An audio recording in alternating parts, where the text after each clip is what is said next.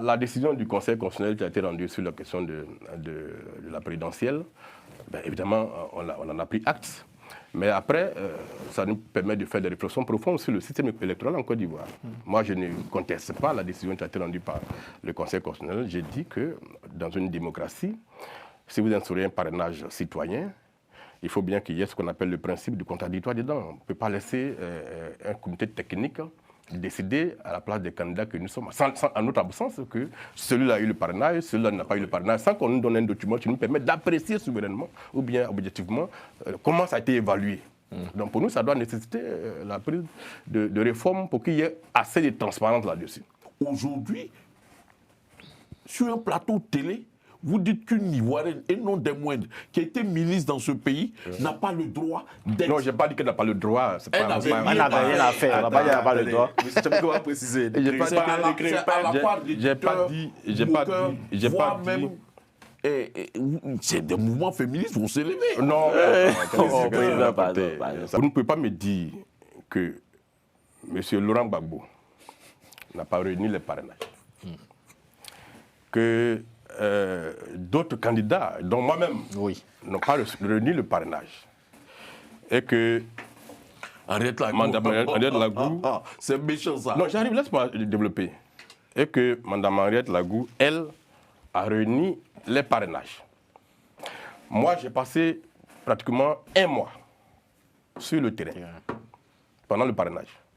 À aucun moment, dans les 17 régions où je suis passé, je n'ai rencontré personne qui collectait des parrainages au compte de Mme Henriette Lagou. Après Tia Salé, là, vous allez aller quelque part. Là, des élections municipales en 2028, vous vous préparez pour quoi? Si vous quittez Tia Salé, vous allez aller où? La Côte d'Ivoire est grande. Je peux aller partout en tant qu'Ivoirien. La loi m'autorise à me présenter partout. La preuve, le ministre Téné, il est député d'Abobo. Est-ce qu'on vous verra dans Il est président du conseil régional au nord là-bas, mais il est député d'Abobo. Est-ce qu'on vous verra dans le nord?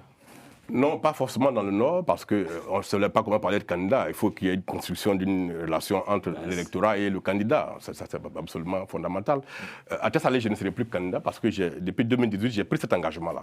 J'avais promis à la population de relever sa commune, de viabiliser la ville et au bout de 10 ans, finir cette mission et aller me présenter ailleurs. Je voulais démontrer à la Côte d'Ivoire qu'on peut être un élu indépendant, ne pas appartenir à l'appareil d'État et être un des meilleurs élus du pays.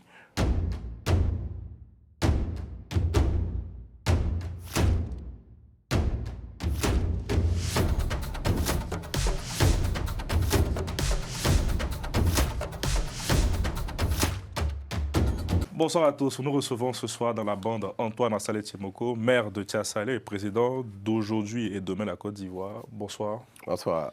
Bienvenue dans la bande en compagnie de notre président Jean-Paul Leroux. Bonsoir, président. Bonsoir, Carlyle. Bonsoir à Jean-Yves. Bonsoir, Carlyle. Bonsoir, Norbert. Bonsoir, Carlyle. Enfin, après une semaine de vacances. Oui, très bonnes vacances, excellentes. Dites-nous tout, c'était comment? J'ai fait un Jean-Sébastien Bach tour. Je suis allé voir le plus grand génie de tous les temps. Ah, on le voit à l'écran en plus. Ah oui, ça c'est... Ça c'est Romain qui fait des choses comme ça, franchement. Merci à Romain, oui. Oh là là. Ça c'est un portrait célèbre avec un petit secret à l'intérieur, mais je crois que... Oui, le secret, je pense que si on peut zoomer, c'est vachement intéressant, en tout cas pour la culture générale. Il y a des notes de musique qu'on peut lire, je pense, de gauche à droite, enfin. Oui, à l'endroit, à l'envers. Ouais, à l'endroit, à l'envers. À l'endroit, ça fait une voix, à l'envers, ça fait une seconde voix. Si on... C'est trop zoomé, là. L'idée, c'est de voir les notes, les gars, sinon... Il tient une partition, et si on regarde le tableau dans un miroir, ça fait 2 autres voix supplémentaires. Et si on joue tout ça, c'est du Jean-Sébastien Bach, et c'est comme l'art de la fugue, quoi. C'est extraordinaire. Mais vous savez, Bach... j'ai découvert des tas de choses pendant ces vacances et pendant ce voyage qui peut-être intéresseraient nos amis fidèles de la bande à Carlyle, y compris en Côte d'Ivoire. J'ai même pensé à la Côte d'Ivoire. Comme d'habitude. Non, parce que j'ai appris un truc, je ne sais pas si, je ne le savais pas en tout cas. Figurez-vous que Jean-Sébastien Bach a été jeté une fois en prison. Et j'ai trouvé ça hallucinant. Et donc, renseignement pris, mais pourquoi? Comment un homme pareil, un homme qui pour certains chrétiens, prouve l'existence de Dieu, en tout cas sa musique. Il y en a qui le croient. Pour mon cas, moi je pense que la musique de Jean-Sébastien Bach, oui, elle est magnifique, mais elle fait croire à l'existence de Dieu. Je ne sais pas si vous croyez en Dieu, mais bon, en tout cas, c'est vrai que c'est assez troublant. Et voilà qu'on envoie un homme comme ça en prison. Renseignement pris, c'était les jaloux, c'était les envieux, c'était ceux qui ne lui arrivaient même pas à la cheville et qui sont tous passés dans les poubelles de l'histoire. On les a tous perdus de vue, mais Jean-Sébastien Bach, lui, il est toujours là. Et c'est pour ça que j'ai pensé à la Côte d'Ivoire, parce qu'en Côte d'Ivoire, il y a aussi des gens que le pouvoir rêverait d'envoyer en prison, parce que ces dirigeants-là, qui sont jaloux, ne leur arrivent pas à la cheville. Voilà. Ah là là, non, ben, vous avez manqué à la bonne en tout cas. Merci beaucoup pour ce... J'espère qu'en tout cas, ces vacances-là auront apaisé ses esprits. Bon. Non, sérieusement, Jean-Paul, Allez, non, c'est bon, merci. On va commencer l'émission. Tu ne penses pas qu'on veut envoyer certains en prison? On va commencer l'émission. Non, mais vous n'êtes pas à l'honneur aujourd'hui, merci. Monsieur Assalé Tchiboko, comment allez-vous après ces élections législatives? Ben, écoutez, nous nous portons bien. Les élections sont derrière nous. Ce qui s'est passé dans ma commune, plus ou moins les gens le savent. Moi, je suis président d'un mouvement politique, donc nous sommes remis à travailler à l'implantation de notre mouvement. Et puis bon, d'autres perspectives politiques arrivent devant, dans lesquelles nous allons être impliqués. Et donc la vie continue pour nous. Et quelles sont les grandes leçons de ces élections? La grande leçon qu'on pourrait tirer, c'est d'espérer que, je ne sais pas si ce n'est pas une leçon, c'est d'espérer que les réformes qui ont été annoncées, la réforme électorale, le mandat de la CEI est terminé, un nouveau bureau peut-être va être mis en place ou un autre organe va être créé, on n'en sait rien. Le président de la République a promis, a annoncé des réformes. Moi, en tant qu'acteur politique local, ce que j'ai vu de mes propres yeux sur le terrain, pour moi, m'incline à penser que si on continue dans cette voie-là, la confiance des Ivoiriens va continuer à s'affaisser dans la crédibilité du jeu électoral. Alors, j'en parle dans un livre qui va sortir bientôt sur ces élections-là. Je me dis, si un ministre non membre de la commission électorale indépendante peut se permettre de téléphoner à un préfet qui, lui, est membre de la commission électorale locale, au cours de la compilation des résultats d'une élection et ordonner à ce préfet-là de quitter la salle afin que la commission d'une infraction puisse se poursuivre, donc il y a un braquage électoral. Donc si le préfet peut obtempérer alors qu'il est membre de la CEI déférer à cette injonction, et si un autre ministre peut rappeler le même préfet pour le reconduire dans la salle pour ordonner que le braquage se poursuive et que ce préfet revienne pour faire cette action. Si la CEI locale peut dire que les accréditations que le président de la CEI centrale a délivrées aux journalistes aux fins d'assister à la compilation et aux opérations de vote, si un président de la CEI locale peut dire que cette accréditation n'est valable que dans la rue et non à la CEI ici, si on peut expulser donc les journalistes de la compilation, ça veut dire que l'élection est une vraie mascarade. Et donc, les réformes qui vont venir devraient pouvoir intégrer tout ça. Si un président de CEI local peut s'amuser à lui-même désigner les militants de son parti dans les bureaux de vote au remplacement des fonctionnaires, il y a la nécessité qu'il y ait des réformes profondes dans cette Côte d'Ivoire-là. Et donc, nous, c'est ce que nous attendons aujourd'hui, des réformes qui sont annoncées. Et nous pensons qu'avant les municipales prochaines, en 2028, ces réformes-là doivent être faites pour que la confiance des Ivoiriens soit retrouvée dans ces élections-là. D'année en année, vous voyez très bien que le taux de participation s'effondre, notamment dans la capitale, où on voit des gens élus avec seulement 10% de participation. Cocody, Djamé, Yopougon, et même dans la grande commune d'Abobo, où tu es censé être un fief du RADP, on n'atteint même pas 25%. Et donc tout ça nous incline à penser qu'il faut reconstruire une confiance, et les réformes qui sont annoncées doivent être assez profondes pour qu'on ait confiance dans le jeu électoral. Autrement, ça ne serait pas bon pour la suite.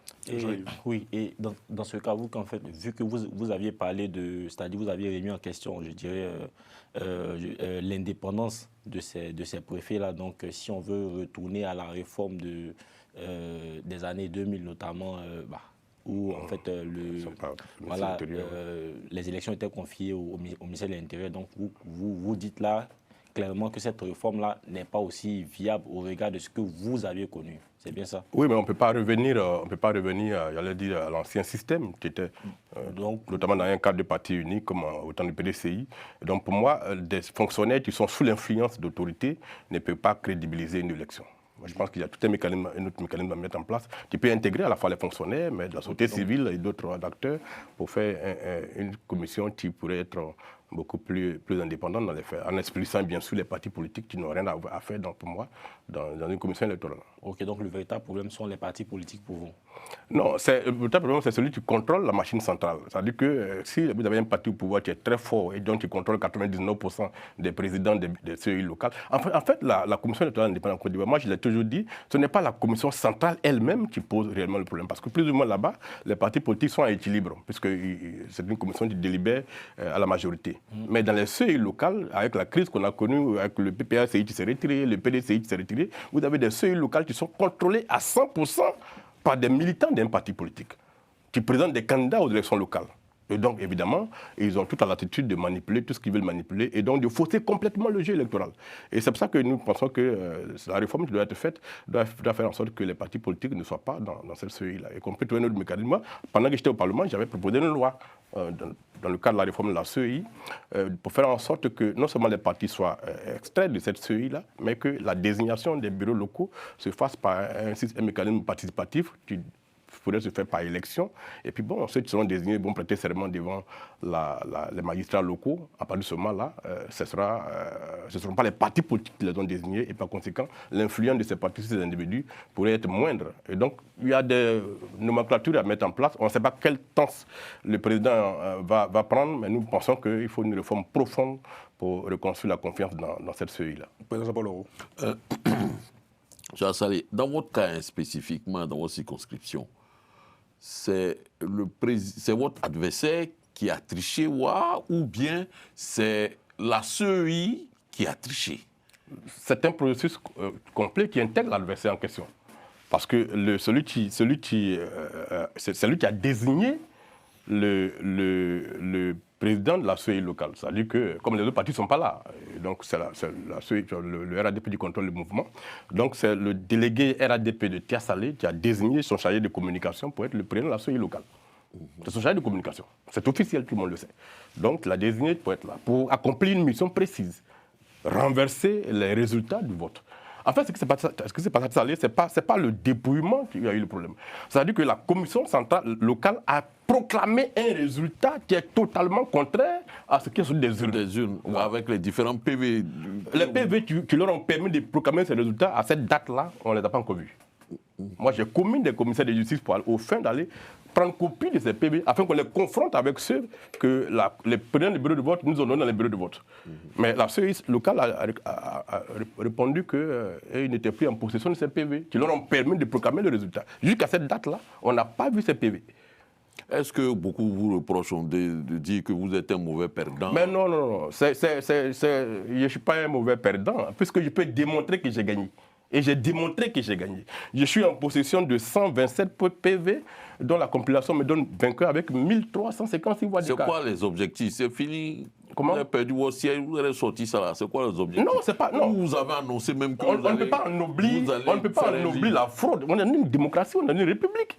On ne peut pas dire, ils ont fraudé, c'est vrai, mais avançons, non. À partir de ça, on doit construire la réforme. Si des gens peuvent se permettre de proclamer un autre résultat que celui qui est dans les urnes, on est tous en danger. Et donc, à partir du cas Tia Salé, on doit pouvoir construire la réforme de demain pour que les Ivoiriens aient confiance dans le jeu électoral. Donc, ce n'est pas une affaire de dire non, tu as perdu, on est parti à autre chose. Non. Il y a que je suis en possession de documents qui disent que j'ai gagné. Personne, jusqu'à ce jour, n'a pu contester ces documents-là. Donc, comment celui qui a gagné n'est pas proclamé vainqueur et c'est celui qui n'a pas gagné qui est proclamé vainqueur avec un appareil qui contrôle lui-même. Donc, c'est un problème de fond qu'on doit pouvoir évoquer et qui pourrait inspirer la réforme qu'on pourrait demander. Mais est-ce que, honorable, vous n'êtes pas un homme à abattre? On l'a vu avec la présidentielle, on a invalidé votre candidature, on s'acharne sur vous. C'est en gros ce que je retiens, moi. Et si oui, pourquoi? Écoutez, aujourd'hui, j'ai les éléments qui me permettent de dire que Tia Salé, c'était un homme à abattre. Puisque je sais aujourd'hui qu'au départ, on ne savait pas comment les choses se sont passées. Aujourd'hui, je sais que ce sont des membres du gouvernement qui qui ont terrorisé le corps préfectoral pour l'amener à sortir de la salle afin qu'une commission d'infraction soit poursuivie. Et donc, comment des membres du gouvernement, comment un ministre peut s'autoriser à ordonner à un membre de la commission électorale indépendante de quitter une salle pour aller pour que laisser une infraction se commettre. Donc, quand on a lu tout ça, on s'est dit finalement, tout avait été mis en œuvre pour que Assalé Timoko, qui est devenu dérangeant dans ce pays-là, ne soit plus à l'Assemblée nationale. Et donc, ça, j'en suis profondément convaincu. Ce système-là qui a été mis en place à Tiassalé a été fait pour abattre un homme. Oui. Voilà. Mais alors, vous parlez de braquage électoral. C'est un lexique que vous avez peut-être emprunté au président du PPACI, l'ancien président de la République, Laurent Gbagbo. C'est ce qu'il a dit. Qu'attendez-vous pour aller prendre votre carte au PPACI? Je ne suis pas membre du PPACI et j'ai mon mouvement en moi. Je suis président d'un mouvement politique qui a vocation aussi à se structurer et à conquérir. Il dit la même chose que vous. À conquérir un pouvoir d'État, mais c'est pas parce qu'il a parlé de braquage que je devrais aller prendre la carte. C'est pas vraiment, il n'y a pas de lien. C'est pas une invention originale. Le braquage électoral, c'est pas un vocable. Il n'est pas dépositaire de l'expression. Oui. En fait, là, vous aviez dit que c'est parce que vous êtes un homme à abattre que voilà, toute cette machine-là s'est levée contre vous. Mais effectivement, moi, on vous a connu parce que vous menez des combats en fait, qui sont nobles. C'est ce que tout sur ce plateau, je dirais, on apprécie. Mais il se trouve qu'aujourd'hui, il y a un sujet qui vraiment a fait beaucoup parler de lui, notamment l'affaire Nina Keïta, où on a vu quand même des partis politiques en Côte d'Ivoire qui, c'est vrai qu'ils n'ont pas demandé, ils n'ont pas attaqué ouvertement le dossier, mais ils ont demandé quand même des enquêtes. Ils ont demandé quand même que le procureur s'en saisisse. Mais bizarrement, on ne vous a pas entendu là-dessus. Et donc, moi, ce qui me fait dire que, je me dis peut-être vous choisissez les sujets en fonction de la sensibilité. Non. C'est ce que ça laisse transparaître. Qu'est-ce que vous pouvez dire par rapport à cela? Pas du tout. D'abord parce que, vous savez qu'à l'origine, je suis un journaliste d'investigation. Effectivement. Et que c'est le journal d'investigation qui dirige le mouvement. D'accord? Voilà. La politique politicienne ne peut pas supplanter mes convictions de journaliste. Si nous n'avons pas d'éléments nous permettant d'imputer des faits réels à quelqu'un, c'est parce que je suis un acteur politique que je vais spéculer là-dessus. Moi, j'ai dit à mon mouvement, sur la question de l'affaire Epstein, nous devons investiguer. Nous appartenons à des consortiums de journalistes d'investigation. Donc, nous continuons à étudier les pièces qui sont mises à notre disposition pour établir des liens d'imputation entre les individus. Tant que je n'ai pas ces liens-là, moi, je ne spécule pas. Faire une déclaration pour en faire une déclaration, pour nous, ce n'est pas ça avancer. Donc, c'est pour ça que jusqu'à présent, on ne s'est pas prononcé sur l'affaire Epstein, parce que là, on est en pleine spéculation.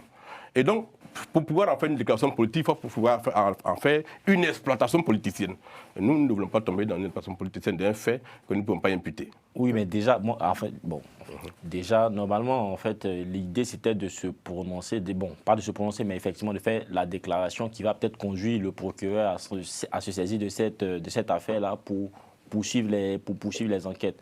Mais, parce que là, on voit que, moi, en fait, ça me gêne un peu. Ça me gêne parce que, effectivement, en dehors de la Nina Keïta, on a d'autres sujets, notamment le remblayage. Je pense qu'on aura la possibilité de... Mais ça, on travaille dessus tous les jours. Parce que là, on a investigué, on a des documents. Justement. Et moi, l'impression que ça me donne, c'est que le remblayage qui concerne les communes d'Abidjan, vu que Assalé Timoko a des ambitions pour les communes, pour une commune d'Abidjan. Donc, Assalé Timoko essaie de surfer sur cette histoire-là pour pouvoir au moins imputer. Parce qu'en fait, lorsqu'on regarde, en vérité, c'est-à-dire cette histoire de remblayage là derrière, ça éclabousse des maires, les maires de la commune d'Abidjan, on est bien d'accord, qui ont, eux, normalement, doivent, c'est-à-dire ce remblayage ne peut pas se faire sans leur autorisation. On est tous d'accord. Et donc, cela fait que, effectivement, il y a des maires qui sont éclaboussés. Donc, est-ce que Assalé Timoko ne surfe pas là-dessus parce qu'il a l'œil, il logne une commune d'Abidjan? Mais non, pas du tout.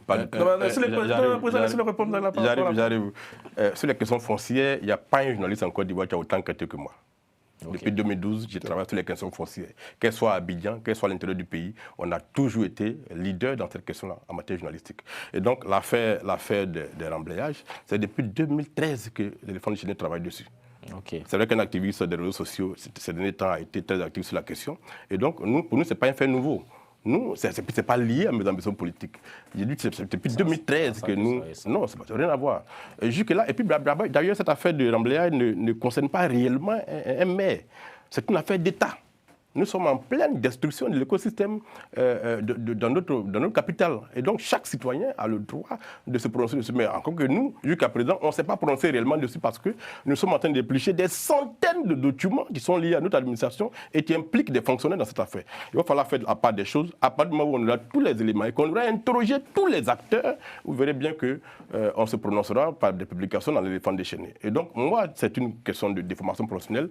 Tant que je n'ai pas d'éléments suffisants pour documenter ma prise de position, ma prise de parole, je n'interviens pas. Maintenant, vous, à la place du président Alassane Ouattara, considérons qu'aujourd'hui, Assane Timoco, en 2030, soit à la tête de la Côte d'Ivoire. Et que, par instant, bon, on ait une histoire de la sorte, c'est-à-dire on a un DG ou bien un ministre qui est impliqué dans cette histoire-là et qu'on a des échanges de mails et tout, voilà. Voici les preuves qu'on a. Est-ce que vous, aujourd'hui, bon, vous, en 2030, est-ce que vous demandez à ce ministre-là de démissionner en attendant que cette histoire-là soit clarifiée, ou bien vous faites la sourde oreille comme le président Alassane Ouattara? Vous revenez à l'affaire? Oui, à l'affaire, oui. Oui, mais chacun a sa... Je dis, là, on est en pleine spéculation. Je ne suis pas encore le président. Oui, mais dans un contexte où moi, je serais le président, où un acteur de mon système serait impliqué dans je ne dirais pas un scandale, dont le nom serait cité dans les échanges, dans les échanges, et que ça nécessite une prise de décision pour qu'il y ait une enquête judiciaire, je n'hésiterai pas à le faire. Mais évidemment, un président de la République a plus d'éléments qu'un journaliste ou bien un acteur de parti politique. Et donc, dans ce contexte-là, si le président que je suis, bien que je serai, a des éléments qui permettent d'apprécier en profondeur la chose... Non, mais ce que je veux dire, les éléments qu'on a, c'est-à-dire les échanges de mails où on voit Nina Keïta échanger avec Epstein, où elle a échangé, il lui a demandé est-ce que je pourrais trouver ceci. Elle a répondu oui, ce que tu... Voilà, on sait ce que tu aimes. Voilà, on sait ce que tu aimes. Et oui. Au regard de ces éléments-là, c'est-à-dire les échanges de mails qu'on a, c'est ça que je parle. Au regard des échanges de mails qu'on a, est-ce que vous, à la place du président Ouattara, vous demandez à cette personne-là de démissionner et vous demandez l'ouverture d'une enquête, ou bien vous faites comme le président Alassane Ouattara? Il y a ce qu'on appelle le principe de la présomption d'innocence. D'accord. Donc vous faites comme le président Alassane Ouattara? Non, mais est-ce que le président Ouattara, est-ce qu'il a ordonné une enquête? Non. Voilà, donc moi je ordonnerai une enquête. Ok. Voilà. Et à la suite de ce que l'enquête va conclure, je prendrai une décision. Donc vous demandez l'ouverture d'une enquête? Elle peut être parlementaire. Non, dans le cas présent, oui. Moi, pour même demander qu'il y ait une ouverture d'une enquête en tant qu'acteur de parti politique, il faut que moi j'ai des éléments qui soient imputés. C'est très clair. Donc vous ne demandez pas une ouverture? Pour le moment, moi je ne demande pas d'ouverture d'une enquête parce que je n'ai pas d'éléments qui imputent. Voilà. Okay. C'est ma façon. Comme on est sur cette affaire, encore une fois, cette affaire aux spéculations nauséeuses, voilà un journaliste ivoirien qui vient de dire encore une fois, cette affaire, il y a beaucoup plus de spéculation que d'éléments. Lui, en tant que journaliste d'investigation... Il n'a pas dit ça. Hein. C'est ce qu'il a dit. Ah, pas du tout. Bon, il est là. On lui poser la question. Voilà. Il n'a pas parlé de spéculation. On est au stade des spéculations. Il n'y a pas d'éléments. Il n'y a pas d'éléments. Il n'a pas suffisamment d'éléments, lui, à son niveau. Les échanges n'ont pas été démentis aussi. Les échanges de mails n'ont pas été démentis par la Conseil. Mais les échanges de mails, là, on va revenir dans les échanges de mails, là, il y a quoi dedans? Il faut dire ce que toi, tu as vu. Elle dit, elle sait qui il aime. Ah ouais. Oui, mais c'est pas suffisant pour faire... Elle lui a présenté une femme. Elle lui a présenté une femme. Voilà, du nom de... Voilà. Il a dit non, j'en veux une plus jeune. Au regard de ça, là, vous savez quand même, président, on ne peut pas dire que ce sont des spéculations. Excuse-moi, il ne faut pas faire un patchwork idiot. Excuse-moi, c'est pas toi. C'est pas toi. Non, le patchwork est idiot. Vas-y, continue. Voilà, il ne faut pas faire un patchwork. C'est pour poser les trucs les uns sur les autres. Le mail est clair. Oui. Il lui demande de lui présenter quelqu'un. Oui. Par mail, il lui présente quelqu'un. Cette personne va rencontrer le fameux Epstein. Et il se rend compte que la jeune dame qui lui a présenté est plus âgée que les personnes qu'il souhaite. Voilà les échanges Oui. qu'ils ont. Voilà les mails. Mais c'est un qu'on a. criminel. Maintenant, c'est un criminel sexuel quand même. Et à partir de ce moment-là... On a fait deux émissions sur ces... Oui, mais en fait, président, moi j'ai l'impression qu'on essaie de... Jean-Yves, Attends. moi tu me Non, demandes on de va te avancer, présenter... les gars. Non, Oui, rapidement. moi tu me demandes de te présenter quelqu'un. Oui. Je te prends une Je personne. demande de me présenter une femme. Oui. Mais ça n'est pas un criminel. Je En fait, te présente, tu peux je faire te la présente différence. une femme qui a 25 ans. Oui. Tu me reviens, tu dis, ah, mon frère, moi je veux une femme qui a beaucoup moins. Après ça, est-ce qu'il y a un mail qui indique que cette dame a présenté une dame qui a beaucoup moins de 25 ans? Non, il n'y en a pas. C'est pas une chose. On est beaucoup plus dans la spéculation. Une chose est certaine, Un journaliste président. d'investigation reconnu en Côte d'Ivoire et partout dans le monde vient de nous expliquer que cette affaire-là, lui, il n'a pas plus de faits, plus d'éléments que les spéculations dont se sont faits les champions, les confrères de Le Monde de Norbert, les confrères je ne sais pas, Times, qui se Daily sont Mail. versés dans la spéculation. Mais comme c'est des médias impérialistes américains, impérialistes africains, Il a commencé à se l'envoyer. impérialistes français, impérialistes J'invite les anglais. téléspectateurs à suivre nos deux émissions. Il faut dire, on a eu le mérite nous, d'en parler en long et en large ici. Voilà. En tout cas, M. Tchimou Assalé nous a expliqué pourquoi son parti ne s'est pas positionné sur ce sujet. Et bon, c'est bon pour le débat démocratique. Revenons sur la présidentielle. Vous avez évoqué le cas de Laurent Gbagbo. Vous l'avez rencontré effectivement à la suite de votre exclusion électorale. Quel était un peu le but de ces échanges? Et aujourd'hui, quelles sont les relations que vous avez avec lui? Bon, écoutez, nous avons rencontré le président, enfin quand je dis nous, c'est le mouvement que je dirige avec mes collaborateurs, à la demande du président Gbagbo Laurent. C'était dans un contexte où il faisait des consultations pour prendre une décision par rapport à la position adoptée devant la décision rendue par le Conseil constitutionnel. Et dans ce cadre-là, nous l'avons rencontré et il nous a demandé notre avis sur la décision rendue par le Conseil constitutionnel et les éventuels engagements qu'on pourrait prendre dans le cadre de la protestation citoyenne. Nous avons donné notre avis sur la question. On n'était pas sur la même ligne dans la réflexion. On a poursuivi les échanges. Finalement, le parti qu'il dirige a pris une décision qui n'était pas la nôtre. Donc, c'est quoi le boycott des législatives? Non, c'était pas le boycott de la présidentielle. Voilà, c'est la présidentielle de ne pas soutenir les candidats qui avaient été retenus. Voilà, tout à fait. Donc, nous, on ne s'est pas prononcé là-dessus. On a laissé le PPACI gérer l'affaire comme il l'a géré. Et donc, ça s'arrête là. Après, sur la question de législative, on n'a pas eu vraiment d'échange là-dessus. Donc, cet échange-là s'est arrêté à cette rencontre-là. D'accord. Voilà, uniquement là-dessus. Mais finalement, si vous aviez eu des positions différentes sur le sujet, on sait que le président Laurent Gbagbo était parti pour boycotter. Donc vous aviez une position différente, c'est-à-dire que vous étiez parti pour soutenir un candidat. Mais finalement, quel candidat Non, on n'était pas parti pour soutenir un candidat. On a dit que dans la démarche à adopter, à partir du moment où le Conseil avait rendu une décision et que des candidats avaient été choisis, peut-être qu'au niveau de l'opposition, ce qu'on pouvait faire, c'est de prendre le RADP à son propre jeu, en disant, sur les 4 qui ont été retenus, que nous nous mobilisions pour soutenir un des 4. Ce n'était pas la position d'ailleurs dans le communiqué qui a été rendu, ils ont dit que ce n'était pas leur position. Nous, c'était notre position. Okay. Mais à partir du moment où on n'a pas eu de consensus sur la question, ADCI n'a pas soutenu donc, un candidat parce qu'on ne pouvait pas le seul. Oui, mais ADCI est un mouvement à part du PPACI. Le PPACI pense à la décision. Est-ce que ADCI qui a une position opposée, normalement, vous devez faire... Le PPACI n'a pas pris la décision. Le PPACI était dans une concertation avec le PDCI et d'autres pays. Il y avait un front commun qui était là. Et donc nous, ADCI, on n'était pas dans ce front commun-là.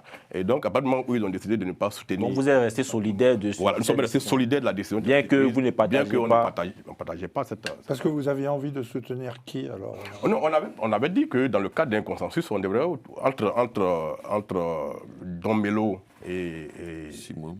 Non, pas Simone. Entre Don Melo, Simone et Bignon, qu'on pouvait s'entendre sur un nom. Mais c'est intéressant. Est-ce que si vous devriez effectivement soutenir un candidat, vous, ADCI, vous aurez porté votre choix sur qui? Ah ben, si on devait soutenir un candidat, on avait le choix entre Mme Gbagbo et Don Melo. Voilà. Mais on n'a pas fait de choix là-dessus. Alors justement, Dombello, lui, pendant la campagne électorale, il a dit qu'aujourd'hui, avec les nouvelles technologies, c'était facile, même avec des téléphones et des logiciels, on pouvait contrôler le scrutin, les votes, et donc rendre la fraude impossible. C'est ce qu'il a dit. Oui. C'est exactement l'inverse de ce qui vous est arrivé. Comment auriez-vous pu soutenir Dombello alors que non, ou alors est-ce que il en sait davantage sur l'utilisation des logiciels que vous? Non, c'est pas ça, c'est pas dans le contexte. Nous, on a dit que dans le cadre d'une constatation globale de l'opposition, que toute l'opposition se mobilise derrière un des candidats. À partir du moment où ce consensus n'a pas été obtenu, on n'a pas poussé plus loin la réflexion, puisque nous-mêmes, on ne pouvait pas soutenir un candidat. Donc, bon, là, vous nous dites que vous auriez pu soutenir soit Dombello, soit Simone et Yvet, mais moi, je vous ai souvent vu en compagnie de Jean-Louis Billon pendant toute cette période. Non, j'ai rencontré tous les candidats, sauf Henriette Lagou, mais j'ai rencontré M. Billon. Vous aviez de bonnes relations avec lui. On a de bonnes relations. Mais pourquoi vous n'avez pas rencontré Henriette Lagou? Oui, mais bon, je n'ai pas rencontré Henriette Lagou parce que, de mon point de vue, elle n'avait rien à faire dans cette affaire. Elle n'est pas de l'opposition. Voilà, non seulement elle n'est pas de l'opposition, mais en réalité, elle n'avait rien à faire sur la liste des candidats. Ça c'était notre conception. Sinon, j'ai rencontré M. Billon au siège du mouvement ADCI. J'ai rencontré aussi M. Dombello au siège du mouvement ADCI. Mais au moment où je devais rencontrer Mme Gbagbo, je devais partir en voyage. Donc, ce sont mes équipes qui sont allées rencontrer Mme Gbagbo. Donc, on a eu des rencontres entre les candidats qui ont été retenus. Et puis bon, après, on devait prendre une décision. Mais comme il n'y a pas eu de consensus, alors, dans ce cas-là, ADCI a décidé de ne pas aussi soutenir un candidat. C'était ça, notre demande. Il y a quelque chose que vous avez dit qui m'a choqué. Madame Henriette Lagou n'avait rien à faire. Ah oui, nous pensons qu'elle n'avait rien à faire. C'est au nom de quoi vous la discriminez de la sorte? Elle n'est pas une Ivoirienne. Non. Je veux dire... elle n'a pas le droit d'être choisie par les Ivoiriens pour être leur présidente? Non, je veux dire par donc, rapport... pendant que vous... J'arrive. Vous reprochez au pouvoir en place. Mais je vais vous répondre, tu es en train de répondre à la place maintenant. Mais est-ce que je peux... Allez-y, soutenez. Pendant que vous plaignez du fait que vous avez été discriminé, maltraité, et même d'une certaine façon victime d'une injustice, aujourd'hui, sur un plateau télé, vous dites qu'une Ivoirienne, et non des moindres, qui a été ministre dans ce pays, n'a pas le droit d'être... Non, je n'ai pas dit qu'elle n'a pas le droit. Elle n'avait rien à faire. Elle n'a pas le droit. On va préciser. J'ai pas dit... C'est des mouvements féministes vont s'élever. Non, ça n'a rien à voir. Président, il faut c'est le verbe où il a parlé de Mme Simone et Yves Gbagbo. Voilà, j'ai dit que le contexte, nous le connaissons tous.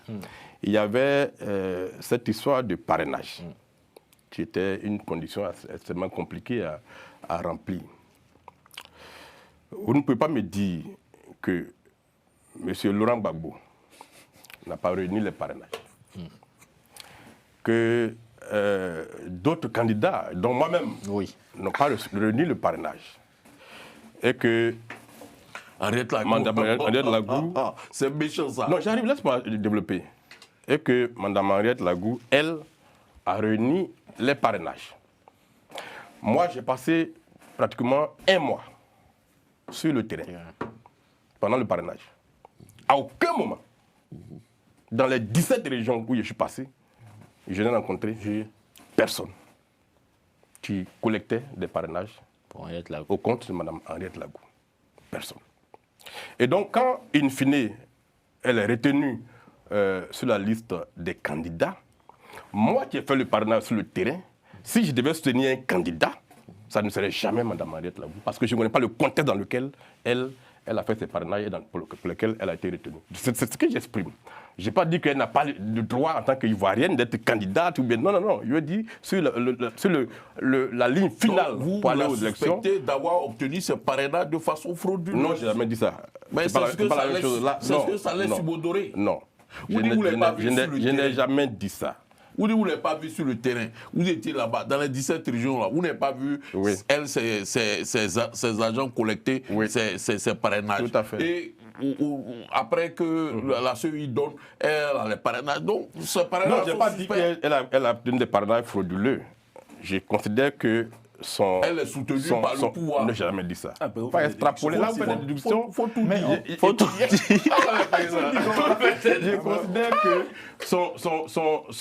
pour moi, son parrainage est miraculeux. D'accord? C'est le thème que j'emploie.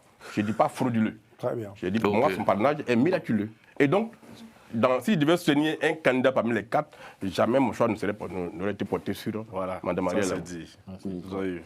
Ou Norbert, quelqu'un ne voulait pas la parole parmi vous deux. Oui, bon, alors, cette séquence vous a forcément changé, honorable. Vous n'êtes plus l'homme que vous étiez avant la décision du Conseil constitutionnel, je suppose. Si oui, en quoi vous a-t-elle changé? Dans quel sens? Quel homme êtes-vous devenu? Et pour compléter la question, quand on perd son siège aujourd'hui, quelle place on occupe vraiment dans le paysage politique ivoirien? Ah oui, mais j'ai toute ma place dans le paysage politique ivoirien. C'est parce que je ne suis plus à l'Assemblée nationale que je ne suis plus à Salé Timoko. Mais je continue d'agir. Moi, les 3 millions. Oui, mais bon, les 3 millions, ça c'est au niveau de l'Assemblée. Mais j'ai vécu avant d'être député. Voilà, je suis député il y a 4 ans, il y a 5 ans. Mais avant 5 ans, j'ai mangé, je vivais. D'accord? Et donc, d'abord, pour en revenir à la question de Nobel, la décision du Conseil constitutionnel qui a été rendue sur la question de la présidentielle, ben, évidemment, on en a pris acte. Mais après, ça nous permet de faire des réflexions profondes sur le système électoral en Côte d'Ivoire. Moi, je ne conteste pas la décision qui a été rendue par le Conseil constitutionnel. J'ai dit que dans une démocratie, si vous instaurez un parrainage citoyen, il faut bien qu'il y ait ce qu'on appelle le principe du contradictoire dedans. On ne peut pas laisser un comité technique décider à la place des candidats que nous sommes, en notre absence, que celui-là a eu le parrainage, celui-là n'a pas eu le parrainage, sans qu'on nous donne un document qui nous permet d'apprécier souverainement ou bien objectivement comment ça a été évalué. Donc pour nous, ça doit nécessiter la prise de réformes pour qu'il y ait assez de transparence là-dessus. Parce qu'en réalité, le Conseil constitutionnel, les magistrats sont là-bas, ce n'est pas eux qui évaluent la pertinence des parrainages. Il y a un comité scientifique qui est mis en place par un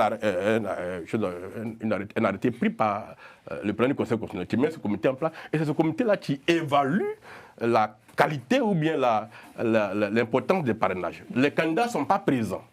Quand on dit que vous n'avez pas eu, par exemple, moi, dans mon cas, quand on dit que je n'ai pas eu, enfin j'ai eu 11 000... 400 et quelques parrainages dont les numéros de carte d'identité sont faux.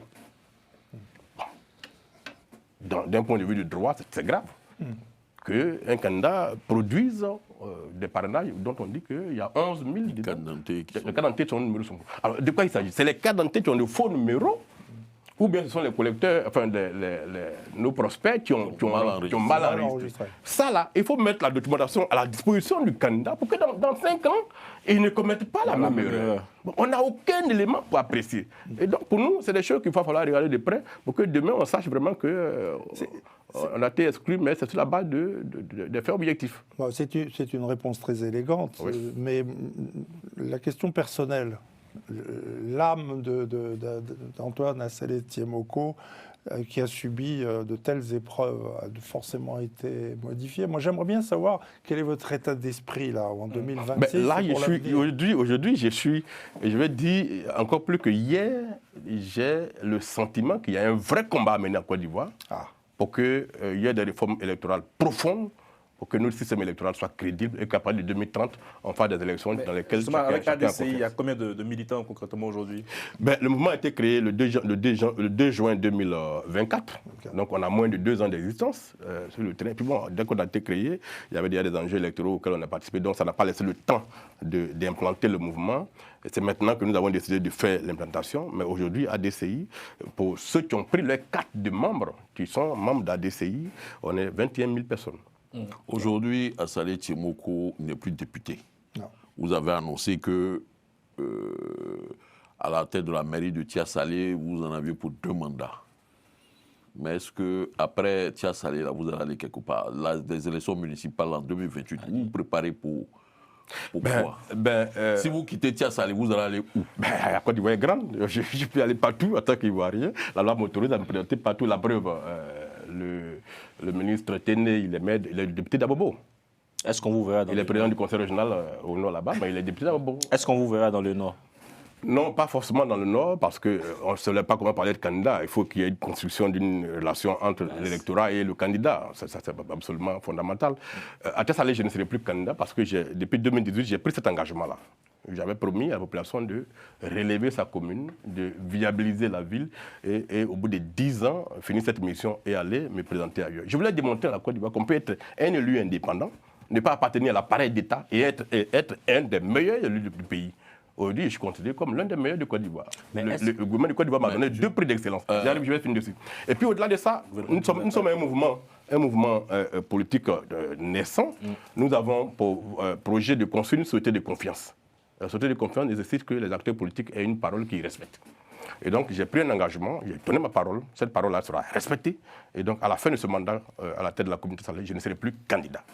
Mais au-delà de ça, j'ai d'autres projets au plan national, même au niveau de la capitale. Donc, j'ai décidé qu'en 2028, je serai candidat dans une commune d'Abidjan. Ça, tout le monde le sait. Après, dans quelle commune, pour le moment, on n'a pas compris la décision finale. Okay. Moi, ça peut être Cocody, ça peut être Pato, ça peut être Yopougon. Est-ce que ce n'est pas parce que le RHDP, vous sentez le vent venir de la part de... Parce qu'ils vous ont damé le pion aux législatives. Non, vous savez que le vent arrive de votre côté.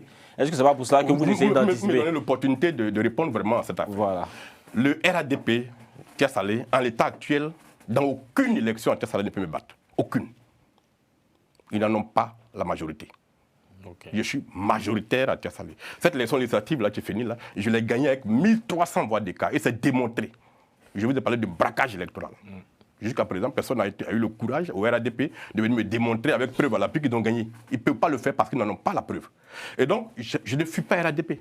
Je dis que c'est depuis 2018 que j'avais décidé de ne plus être candidat à Tessalit. 2018. Les vidéos sont là, les preuves sont là. Et donc, ce n'est pas pour fuir la commune de Tessalit, pour fuir le RHDP qui serait majoritaire à Tessalit, que je dis que je ne serai plus candidat. Ça n'a rien à voir. J'ai pris un engagement. À Tessalit, tout le monde le sait. Même le candidat du RHDP avec qui je me suis affronté aux législatives, avant qu'on ne soit élu des adversaires farouches, on était très amis, très proches. Il sait très bien que je lui ai plusieurs fois dit que je ne serai pas candidat en 2028. Lui-même le sait. Donc, il ne pourra jamais dire, comme on l'a battu, donc il est en train de fuir Tessalit. Il ne peut pas me battre dans une élection à Tessalit.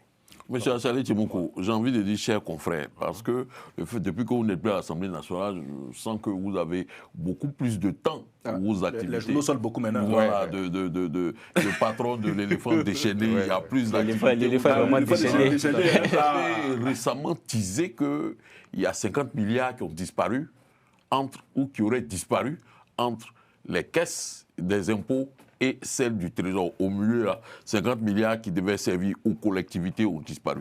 De quoi il s'agit exactement? Écoutez, là, vous êtes en train de me pousser à révéler un scoop qu'on va publier dans quelques jours dans l'éléphant déchaîné. C'est vrai que j'ai fait un teasing où j'ai évoqué que dans les caisses de la commune de Tessalit, il manque 196 millions qui sont constitutifs à une situation que personne ne veut évoquer publiquement, mais qui est là.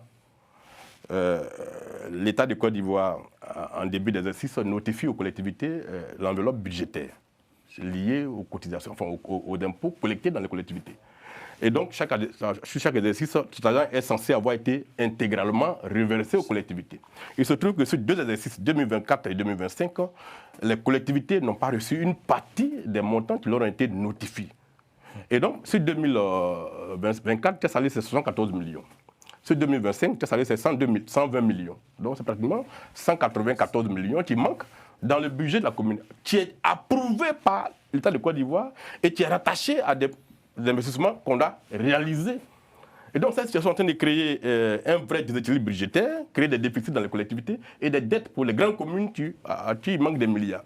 Alors, dans le papier qu'on va publier la semaine prochaine, on donne les détails, mais il se trouve que c'est de l'argent collecté, qui a été effectivement collecté, puisque sur cette manne-là, il y a une partie qui est reversée à l'ANAGED, qui est la structure qui enlève les ordures à Abidjan. C'est 40% de cette manne-là qui est reversée à l'ANAGED. L'ANAGED reçoit intégralement... Donc l'ANAGED a reçu pour lui. Voilà, elle reçoit intégralement les 40% de la totalité. Okay. Mais comment elle peut recevoir les 40% de la totalité alors que si on ne voit pas la totalité, voilà, devait revenir aux collectivités n'arrivent pas. Donc l'argent a disparu entre c'est les impôts qui collectent et qui reversent au Trésor, et le Trésor par lequel la société fait le dispatching. Mais aujourd'hui, le Trésor dit n'avoir pas reçu, les impôts disent avoir versé. Donc, pour le moment, on ne sait pas où les gens partent. Donc, dans l'éléphant déchaîné le mercredi prochain, on donnera tous les détails. Voilà. Donc, on a hâte de le lire. Voilà. Parlons aussi d'un sujet qui domine l'actualité, c'est le prix du cacao, divisé quasiment par 2 en Côte d'Ivoire. Comment ADCI se prononce sur ce sujet? C'est pas quasiment par 2, ça a dépassé quasiment. C'est 57%. Quasiment. Effectivement, on prépare d'ailleurs une déclaration. Le mouvement prépare une déclaration parce qu'on voulait comprendre un peu. On veut faire la politique un peu autrement. C'est-à-dire que ne pas déclarer sur la base d'éléments et pas distribuer sur les réseaux sociaux. La question du cacao est très profonde en Côte d'Ivoire aujourd'hui. Parce qu'on nous a tous chanté quand les prix étaient au plus haut, que la Côte d'Ivoire était dans un système de vente par anticipation, ne pouvait pas, en pleine campagne, revenir sur un prix déjà garanti. Vous vous souvenez, il y a 2 ans au Cameroun, les Ivoiriens avaient demandé que le prix soit réajusté. Notre gouvernement, les vidéos sont disponibles, a dit non, nous on vend par anticipation et par conséquent on ne peut pas revenir. Mais quand les prix sont hauts, ainsi, il y a un différentiel entre le prix déclaré par le gouvernement et le prix à l'international. Donc ce différentiel-là, c'est ce qui forme ce qu'on appelle la réserve de prudence.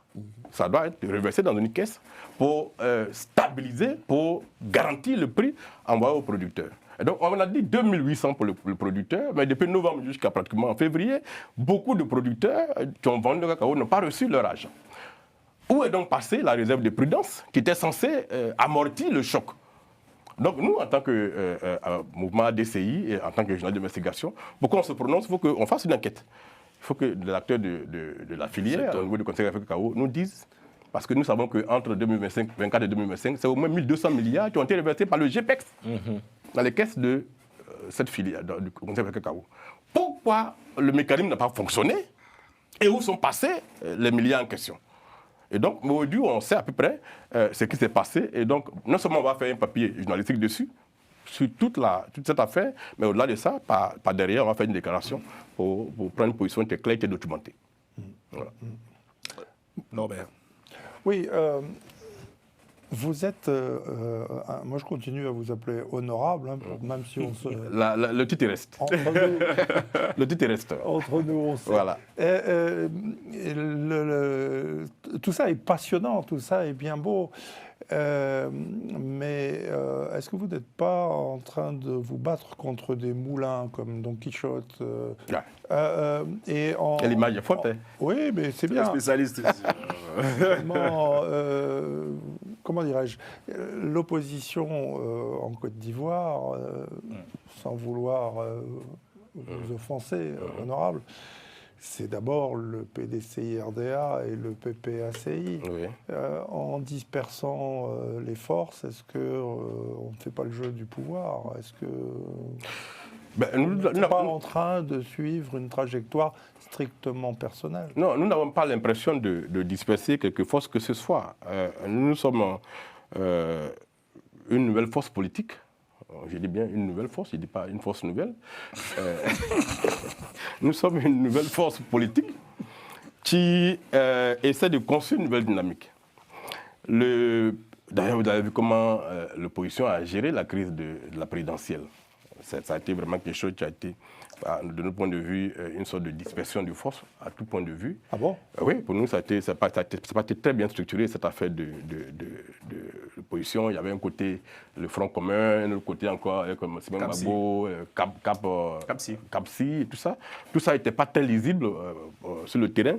Et donc, le PPACI a son histoire, le PDCI a son histoire, ce sont des grands partis politiques, même si le PPACI est très récent, provenant du FPI originel.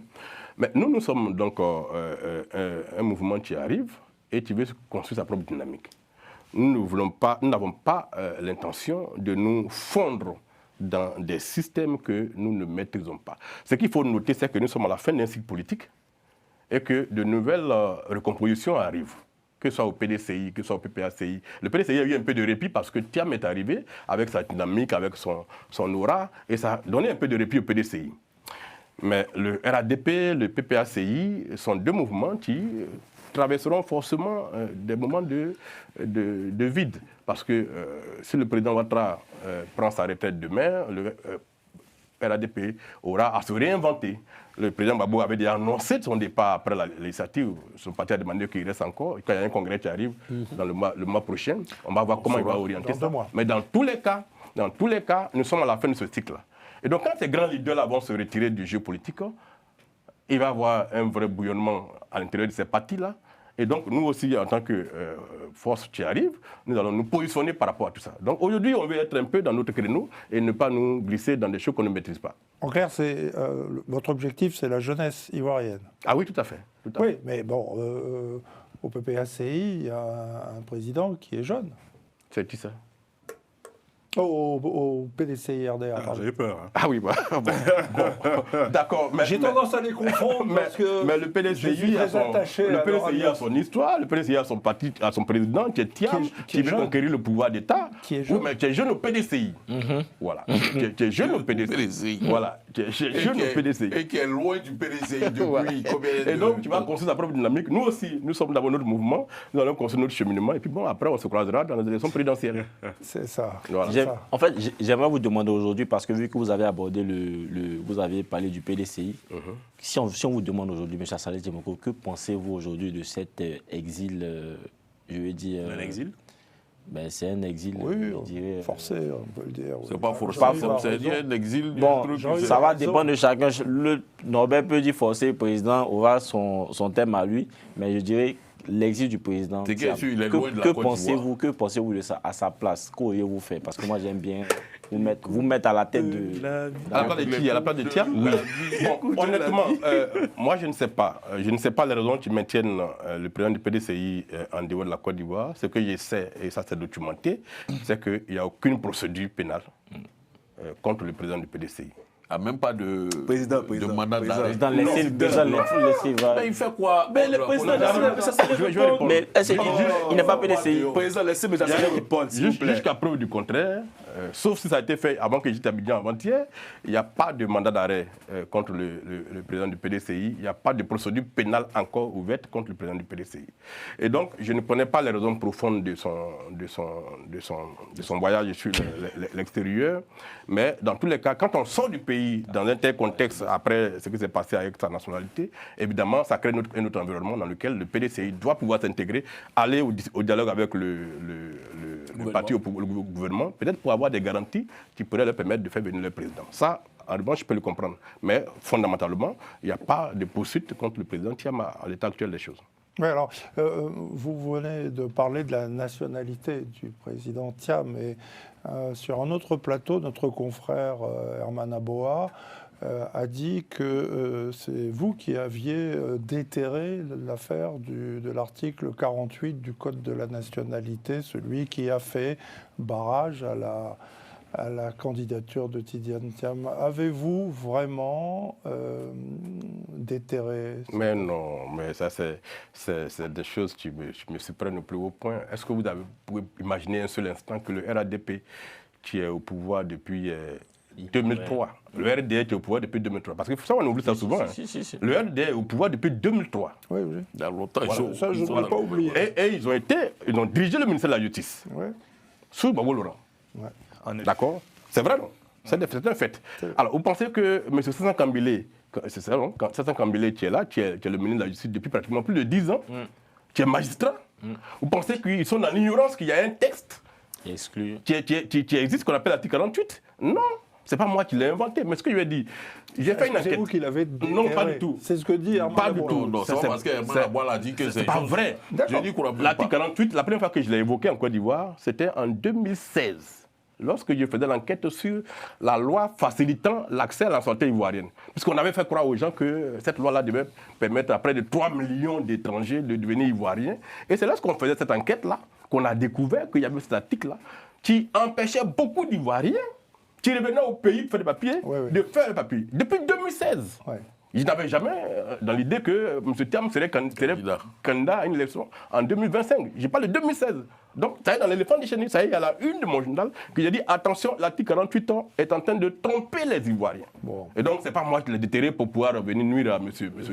Je voulais cette mise au point. Voilà, c'est très clair. C'est très clair, mais justement, alors, terminer, solder complètement cette question, l'utilisation de l'article 48 en l'espèce, l'année dernière, pour empêcher la candidature de Tidiane Thiam, vous en pensez quoi? Ben, écoutez, moi je l'avais dit. Moi je l'avais dit ça sur un plateau, même Herman Aboa était sur le plateau de ce jour-là, sur une chaîne au pays, quand cette affaire était dans l'actualité. J'avais dit qu'à partir du moment où M. Thiam renonçait à sa nationalité française et donc il réintégrait pleinement la nationalité ivoirienne et qu'il n'y avait aucun texte qui disait qu'il était forclos par rapport au Conseil constitutionnel. À partir de ce moment-là, pour moi, il était éligible. Après, il y a eu la décision qui a été rendue par la justice. Je n'ai pas les éléments dans le dossier qui ont permis de prendre cette décision. Okay. Et donc, je l'ai subi comme tous les Ivoiriens. Je peux encore une petite mise au point pour solder un peu les incompréhensions, les malentendus. L'abbé Norbert, c'est le confessionnal. Le micro de... Concernant Antoine Assalé Tiemoko, c'est très important parce que quand même on a la chance d'avoir une grande personnalité sur le plateau de la bande à Carlyle, merci d'ailleurs. Bon, j'ai bien compris, j'ai bien suivi, les élections à Tiasalé ont été trichées. On est bien d'accord. C'est clair. Question, revenons un peu sur le passé. Les élections de 2010 en Côte d'Ivoire, est-ce qu'elles ont été trichées ou pas, selon vous? Bon, là, vous posez une question. Qui a gagné les élections? Je vous explique. Non, mais c'est vendredi. En 2010, j'étais journaliste à Le Nouveau Réveil. Ouais. Vous le savez. C'est là où on s'est connus. Voilà, là où on s'est connus. En 2010, j'étais journaliste à Le Nouveau Réveil. Et donc, un journal d'opposition, qui était le PDCI. Le parti qui était derrière ce journal-là. Et donc le PDCI était en alliance avec le RDR. Sur la question de qui a gagné les élections en 2010, moi je me suis jamais prononcé dessus. Vous ne trouvez pas une vidéo ou bien quelque chose de moi qui dit que non, c'est tel qui a gagné l'élection. D'où ma question en 2026. Voilà, donc je n'ai pas les éléments. Non, je te réponds. C'est fini là. Oui, c'est fini. Alors, on peut en parler. Oui, mais il y a eu. Non, mais attendez, laissez-le répondre, oui. C'est intéressant. Mais il y a un président qui est en place depuis 2000, maintenant, depuis 2011. Un conseil constitutionnel a rendu une décision. Le même conseil constitutionnel est venu se dédire sur sa propre décision et donc a investi un président. On s'en tient à ça. Et donc, je n'ai pas venu me prononcer dessus pour savoir qui a gagné. Le Conseil constitutionnel a dit, d'abord M. Babou a gagné, et puis le même Conseil constitutionnel est venu dire, c'est M. Ouattara qui a gagné. Donc les élections à Tiasalé ont été trichées, mais en revanche, celles de 2010, on ne sait pas. D'accord. Vous avez des questions. Ça a été rentré. Mais ce que je veux dire, 2010, il n'a pas les éléments. Voilà. En 2025, à Tiasalé, il a les éléments. Je dis clairement dessus. Alors, ce que je voulais dire pour terminer, sur la question de Thiam, sur la question de la nationalité. Ouais. Là-dessus, je me suis prononcé un peu quand ça s'est fait. Parce que moi, j'avais tué un cas à Tiasalé où j'avais poursuivi des individus que je soupçonnais d'avoir fraudé sur la nationalité ivoirienne. Le juge de Tiasalé m'a répondu qu'en tant que magistrat du siège, il n'avait pas compétence pour se prononcer sur la nationalité que je contestais. Et que dès l'instant où on dit qu'ils ont fraudé, on est en contestation de nationalité. Et que dès qu'il y a contestation, lui, le juge du siège, n'est plus compétent, mais c'est seulement le procureur de la République qui est compétent pour agir en matière de contestation. Et c'est sur la base de l'enquête du procureur que lui, magistrat maintenant, pouvait prendre une décision. C'est ce qu'on m'a dit à Tiasalé par le juge. Alors, je m'attendais à ce que dans la même affaire, pour le cas Thiam, au niveau du tribunal d'Abidjan, puisqu'on était aussi en contestation, puisqu'on dit qu'il n'était pas, au moment où il s'inscrivait sur la liste électorale, là, il n'était pas ivoirien. Donc on est en pleine contestation. En revanche, à Abidjan, le juge s'est déclaré compétent pour... étrangement, et a tranché, sans que le parquet ne soit associé à cette décision. Et donc les deux décisions, celle de Tiasalé, dont j'étais l'acteur en tant que demandeur, et celle d'Abidjan, j'ai trouvé ça un peu curieux, parce que, voilà, j'ai trouvé ça un peu curieux. Donc, si je comprends bien, la Salé Tiémotisme... Laissez Norbert réaliser une interview. La Salé Tiémotisme, c'est quoi? Oui, pardon. Le président, mais c'est fini, je vais rendre l'antenne, donc il faut terminer. Non, vous contestez le système électoral ivoirien. Oui. Vous contestez la jurisprudence et d'une manière générale la justice ivoirienne. Ce sont deux piliers de votre action. Le fonctionnement des finances publiques en Côte d'Ivoire. J'essaye, en prenant tous ces éléments, de comprendre ce qu'est le Assalé Tiémokisme. Oui, tout à fait. Entre griffes. Ce néologisme, on peut l'accepter. Parce que c'est vrai que politiquement, j'ai un peu de mal à vous situer. Je peux très bien situer Il est de gauche, parce qu'il voulait se Laurent Domelo Gbagbo, bah oui, sauf que c'est un homme qui approche la gauche, mais qui fréquente beaucoup Jean-Louis Billon. Donc, faites des procès d'intention. non, des photos, c'est des faits. Le assalétiémokisme, entre griffes. Idéologiquement, Qu'est-ce que c'est? C'est quoi? Ben, c'est un humanisme, tranquillement, d'accord. C'est une nouvelle façon de concevoir la politique. Nous pensons qu'elle doit être mise exclusivement au service des populations. Qu'on soit de gauche, qu'on soit de droite, nous avons une seule question. Quelles sont les méthodes qui marchent? Quelles sont les pratiques qui ont fait leurs preuves ailleurs? Et comment on peut les tropicaliser pour les mettre en œuvre pour que ça produise un résultat pour les Ivoiriens? La segmentation gauche, droite, centre et tout ça Ça n'a aucun sens. Pour nous, en Afrique, là-bas, ça n'a aucun sens. Et donc, qu'est-ce qu'on propose concrètement aux populations qui peut être prise en compte par ces populations-là au fin de te confier le pouvoir? C'est ce que nous faisons. Et donc, tout le reste, pour nous, ça n'a vraiment pas d'importance réelle. En Afrique, en Côte d'Ivoire, l'idéologie, dans les zones rurales, ces personnes s'en préoccupent. On vote pour 1000 francs, on vote pour 200 francs, on vote pour un t-shirt. Il y a perdu une élection à cause des t-shirts en 2016. Donc, quand vous avez ces réalités locales chez vous là-bas, votre idéologie à servir dans les cercles de pouvoir ne marche pas. Et donc, comment on peut être pragmatique et trouver un discours qui correspond à ce que les populations entendent et avoir un résultat? C'est dans cette démarche à consensus. Merci Donc, je ne vais pas me classer à gauche. Est-ce qu'aujourd'hui, vous pensez que le peuple ivoirien a suffisamment de maturité pour comprendre le discours que vous essayez de prôner? Parce qu'effectivement, il est intéressant, hein. Et moi, je vais dans ce sens. Je pense que le peuple ivoirien a beaucoup de maturité, pas pour comprendre les idéologies qu'on sème, mais a beaucoup de maturité pour comprendre que des gens sont capables de se battre pour... Oui, bien sûr, je pense qu'ils comprennent les enjeux. Quand on parle de la question foncière, c'est une question sur laquelle le peuple de Côte d'Ivoire est très attentif de ce que le gouvernement va faire, sur la question foncière. Quand on prenait la question de la transparence dans les concours administratifs, les gens sont absolument attentifs à ça. Quand on prenait la question même de l'agriculture aujourd'hui, avec ces milliards qu'on dépense dans l'importation de riz, par exemple. Quand d'aborder ces questions-là pour que les jeunes puissent travailler dans les bas-fonds, apporter des appuis, tout ça, ils comprennent ça. Mais dans ce cas-ci, ils comprennent pourquoi est-ce qu'ils, lors des élections, pourquoi est-ce qu'ils ne reviennent pas en fait leur voix vers des candidats qui plus font la promotion de ce genre de choses-là et voilà, ils vont voter pour des t-shirts. Oui, mais justement parce que vous avez un écosystème, j'allais dire social, qui est là, qui est tel qu'aujourd'hui, on n'a pas atteint ce qu'on appelle la masse critique. La masse critique, c'est un travail à faire d'abord sur le terrain. Vous savez, en 2016, quand je suis allé au législatif à Tessalé, j'ai perdu l'élection parce que je n'avais pas distribué le plus de t-shirts.